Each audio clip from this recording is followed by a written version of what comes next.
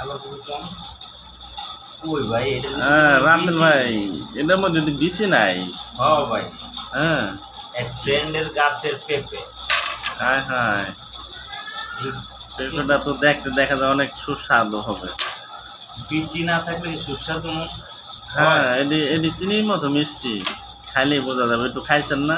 মিষ্টি না? না, খাই নাই তো। এই পেঁপেগুলি দেখছেন দানা নাই, দানা নাই। এই পেঁপেগুলো কিন্তু খায় কিন্তু অনেক শান্তি। খাই দেন তো। দেন বিসমিল্লাহির রহমানির রহিম।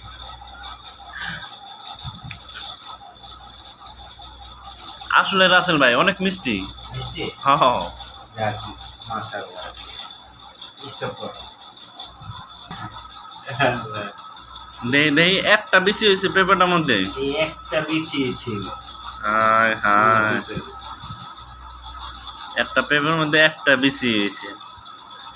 এই পেঁপে গাছগুলা লাগালে মনে করেন যে অনেক কি ভালো খায়া তৃপ্তি পাওয়া যায়।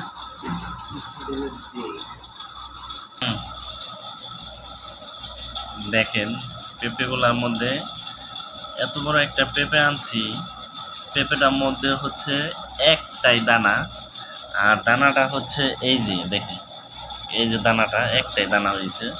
হ্যাঁ, আর পেঁপেটা এত মিষ্টি, হ্যাঁ, না খেলে আসলে বোঝা যায় না এটা কেমন মিষ্টি। ঠিক আছে, খান নাকি? খান। এই যে হ্যাঁ, খান। এই বিচিটাই, এই যে হ্যাঁ এই হ্যাঁ, বিচি। এই বিচিটাই একটা বিচি হয়েছে। হ্যাঁ,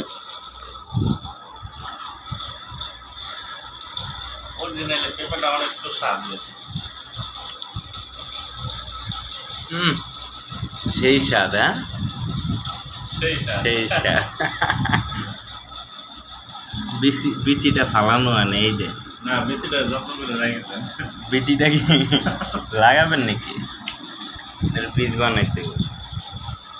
ঠিক আছে, যদি আপনারা খান তাহলে চলে আসেন।